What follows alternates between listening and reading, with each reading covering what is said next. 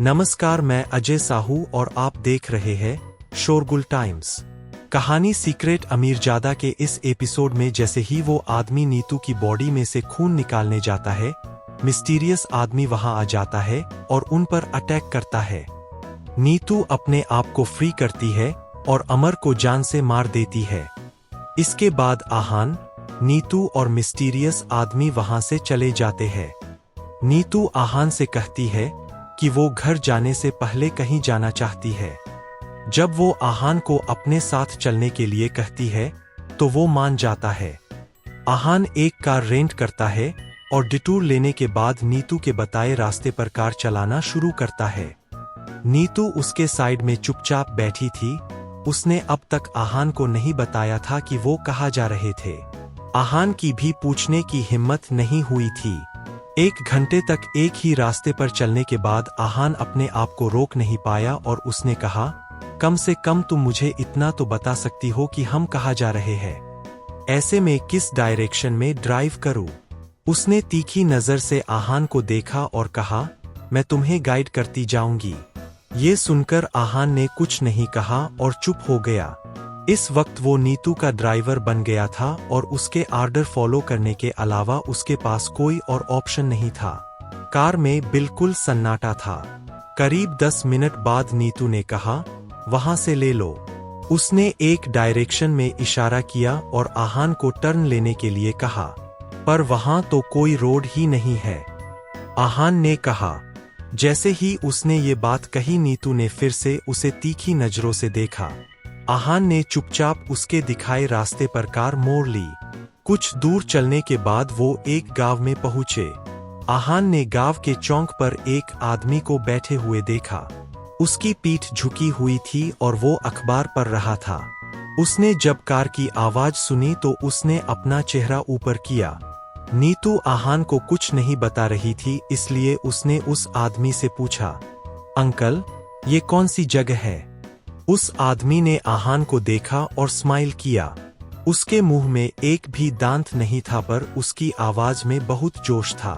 उसने चिल्लाकर कहा, ये तारांगर गांव है। तुम लोग कौन हो? वो आदमी आहान के कान में इतनी तेज चिल्लाया था कि आहान चौंक गया। उसने कहा, थैंक यू अंकल, हम तो बस यहाँ घूमने आए हैं। उस बूढ़े आदमी ने कहा, तुम यहाँ शैलेश कुमार को ढूंढने आए हो ना? वो अभी यहाँ नहीं है, वो किसी काम से शहर गया है। आहान को समझ नहीं आया कि उस आदमी ने ये क्यों बोला था, पर फिर भी उसने कहा, थैंक यू अंकल। इसके बाद वो लोग आगे निकल गए। आहान ने नीतू से पूछा, आप यहाँ पर सच में शैलेश कुमार को ढूंढने आई हो? नहीं, मैं उसके फादर को ढूंढने आई हूँ। नीतू ने कहा, ये 2 लोग कौन हैं जिन्हें आप ढूंढ रही है? आहान ने पूछा। पर मैक्सिमम सवालों की तरह ये सवाल भी इग्नोर हो गया और नीतू कार के बाहर देखने लगी। आहान कुछ कहना चाहता था, पर उसने नहीं कहा और चुप हो गया। इसके बाद उसने कार को एक जगह पर पार्क कर दिया। उसे कोई अंदाजा नहीं था कि शैलेश का घर कहाँ पर है। नीतू को भी कुछ रास्ते पता थे, पर उसका घर कहाँ है ये वो भी नहीं जानती थी। आहान जब यहाँ वहाँ देख रहा था, तभी उसके पास 2 से 3 बच्चे भागते हुए आए। एक बच्चे ने उससे पूछा, आप लोग बाहर से आए हो? आहान ने अपनी कार में से कुछ टॉफीज निकाली और उन बच्चों के सामने चुटकी बजाकर कहा, अगर आप लोग मुझे शैलेश के पास लेकर जाओगे तो मैं आपको ये टॉफीज दूंगा। टॉफीज देखकर उन बच्चों को लालच आ गया। उनमें से एक बच्चा आगे आया और उसने कहा, मुझे पता है उनका घर कहाँ है, पर अगर मैं आपको वहां लेकर जाऊंगा तो आप मुझे एक्स्ट्रा टॉफीज दोगे? इतने में उस चब्बी बच्चे ने बोला, उनका घर तो मुझे भी पता है, आप एक्स्ट्रा टॉफी मुझे देना, आपको मैं ले जाता हूँ। वो बच्चे आहान के हाथ से टॉफी छीनने लगे, तब आहान ने कहा, रुक जाओ, सबको एक एक टॉफी मिलेगी। नीतू ने आहान को एक वियर्ड एक्सप्रेशन के साथ देखा और कहा, you are indeed not a good person. Ahaan को समझ नहीं आया था कि नीतू ने उससे ये बात क्यों कही। जब वो नीतू से पूछने वाला था कि उसने ये क्यों कहा, तब तक वो उन बच्चों के साथ जा चुकी थी। आहान के पास कोई और ऑप्शन नहीं था, इसलिए वो भी दांत पीसकर उनके पीछे चला गया। कुछ कदम चलने के बाद वो शैलेश के घर के सामने पहुंच गए थे। आहान ने सबको एक टॉफी दी और वो बच्चे खुशी खुशी वहां से भाग गए। शैलेश का घर बहुत अजीब था। वहां पर अलग अलग तरीके की चीजें लटक रही थी। एक फूलों की माला थी जो सूख चुकी थी। घर को देखकर साफ पता चल रहा था कि वहां पर अभी भी कोई रहता। आहान दरवाजे पर खड़ा था। उसने कहा, कोई है? जब देर तक कोई जवाब नहीं आया तब उसने फिर से नॉक करते हुए कहा, कोई है? वो जब और नजदीक से देखने आगे गया, उतने में वहां से आवाज आई, अरे तुम यहाँ क्या कर रहे हो?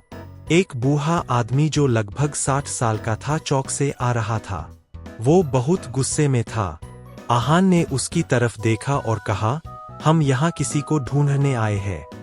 इतने में नीतू ने कहा, हम जिन्हें ढूंढ रहे हैं वो यही है।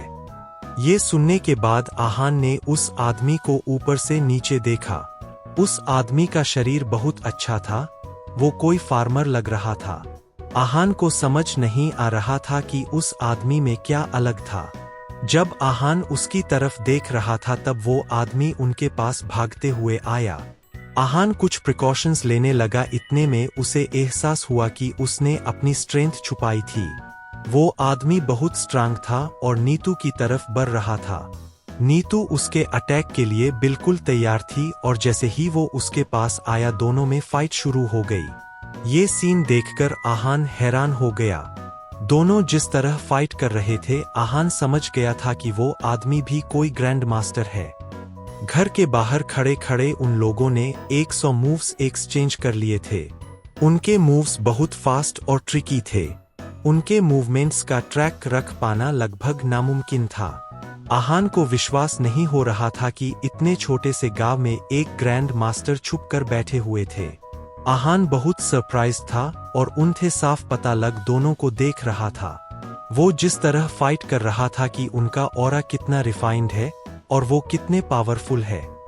फाइट इतनी इंटेंस थी कि कौन जीतेगा ये बता पाना इम्पॉसिबल था। आहान को पहले नीतू के लिए बहुत डर लग रहा था क्योंकि वो आदमी ने बिना बोले अटैक किया था। पर जब दोनों रुक गए तब आहान ने भी चैन की सांस ली क्योंकि दोनों स्माइल कर रहे थे। वो दोनों एक दूसरे को अच्छे से जानते थे। उस आदमी ने नीतू से कहा, लिटिल वीमेन, तुम्हारी स्ट्रेंथ बढ़ नहीं पाई है।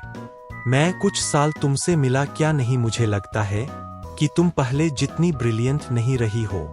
ये सुन नीतू ने कामली कहा, मैंने अपनी पूरी स्ट्रेंथ यूज नहीं की थी क्योंकि आप बहुत बूढ़े और वीक हो गए हो। मुझे लगा कि आप मेरी पूरी स्ट्रेंथ झेल नहीं पाओगे। इस पर वो आदमी जोर से हंसने लगा और उसने कहा, तुम्हारी स्किल्स इंप्रूव हुई हो या ना हुई हो पर तुम्हारी जुबान जरूर इंप्रूव हो गई है। इतना बोलना कैसे सीख लिया तुमने?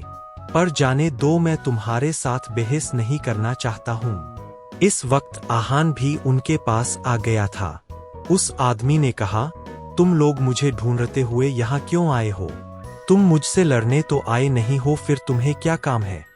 जैसे ही उस आदमी ने ये सवाल किया वहां पर कुछ कार्स आ गई। वो इतनी स्पीड में आ रही थी कि चारों तरफ मिट्टी उड़ने लगी थी। इसके बाद एक के पीछे एक गाड़ी आकर रुकी और उनमें से कुछ यंग आदमी निकले। उनकी उम्र 30 साल से ज्यादा नहीं थी और सबने बहुत फैशनेबल कपड़े पहने हुए थे। एक लाल बालों वाला आदमी आगे आया और उस बूढ़े आदमी को देखकर उसने कहा, ओल्ड मैन, तुम्हें क्या प्रॉब्लम है? तुम ये जमीन हमें क्यों नहीं दे देते? तुम बस दाम बोलो, हम वो दाम देने के लिए तैयार है। जैसे ही उस आदमी ने उन लोगों को देखा, उसका खुश चेहरा डिस्गस्ट में बदल गया। उसने कहा, तुम लोग यहाँ क्यों आए हो? दफा हो जाओ यहाँ से। लाल बाल वाले आदमी को इससे कोई फर्क नहीं पड़ा। उसने कहा, तुम्हें इस बंजर जमीन से इतना प्यार क्यों है? मैं इतना अच्छा ऑफर दे रहा हूं पर तुम मानने के लिए तैयार ही नहीं हो। मैं तुम्हें इतना पैसा दूंगा कि कोई भी और जमीन खरीद सकते हो। वो बूढ़ा आदमी उनके मुंह नहीं लगना चाहता था। वो मुंह फेर कर जाने ही वाला था। इतने में लाल बाल वाले आदमी ने उसका हाथ पकड़ लिया और कहा, जा कहाँ रहे हो? मैं बात कर रहा हूं ना। आहान ने उस बूढ़े आदमी के एक्सप्रेशन देख लिए थे और उसके माथे से पसीना आने लगा था। उसने मन में सोचा कि अगर इन दोनों के बीच में हाथापाई हो गई तो ये लाल बाल वाला आदमी बच नहीं पाएगा। पर उस आदमी ने अटैक नहीं किया। आहान को अटैक ना करने का रीजन समझ नहीं आ रहा था। जब उसने देखा कि वो लोग उस बूढ़े आदमी को प्रेशराइज कर रहे हैं और उन्हें हर्ट करने की कोशिश कर रहे हैं, तब आहान ने अटैक कर दिया। किसी रीजन की वजह से वो बूढ़ा आदमी अटैक नहीं कर पा रहा था, पर आहान तो कर सकता था। तुम इन पर अटैक करने आगे आए थे ना, अब करो अटैक। आहान ने एक आदमी का हाथ मोड़ा और कहा। ये आदमी उस बूढ़े आदमी पर अटैक करने आया था।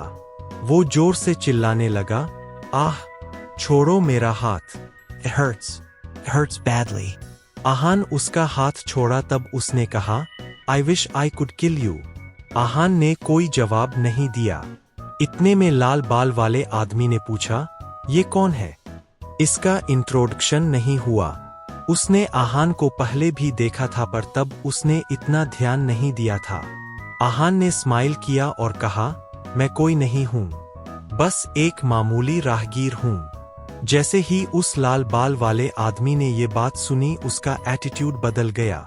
उसने आहान के सस्ते कपड़े देखे और उसे जज करना शुरू कर दिया। तुम्हें हमारे बीच में बोलने का हक किसने दिया? क्या समझते हो तुम खुद को? उस आदमी ने कहा, मुझे तुम्हारा बिहेवियर पसंद नहीं आया और मैं इनजस्टिस नहीं देख सकता। आहान ने स्माइल करते हुए कहा। उसकी ये स्माइल देखकर उस आदमी को और गुस्सा आने लगा। उसकी आंखें गुस्से में लाल हो गई थी। उसने कहा, तुम हमारे बीच में बोलने वाले होते कौन हो? अपना जस्टिस इनजस्टिस वहां जाकर दिखाओ जहां जरूरत है, यहां नहीं। अब दफा हो जाओ यहां से, वरना जो आगे होगा उसका जिम्मेदार मैं नहीं होऊंगा। जब उस लाल बाल वाले आदमी ने ये बात कही, तब उसके पीछे बाकी लोग आहान को दिखा रहे थे कि वो उस पर अटैक करने के लिए तैयार है। क्या आहान किसी नए पंगे में फंसने वाला है? आगे जानने के लिए बने रहिए हमारे चैनल शोरगुल टाइम्स के साथ। बस इसी के साथ यह एपिसोड यहीं पर समाप्त होता है। इस एपिसोड को आगे बढ़ाते हुए कल फिर मुलाकात होगी। आज के लिए बस इतनी ही। अब कल तक के लिए इजाजत। नमस्कार, धन्यवाद।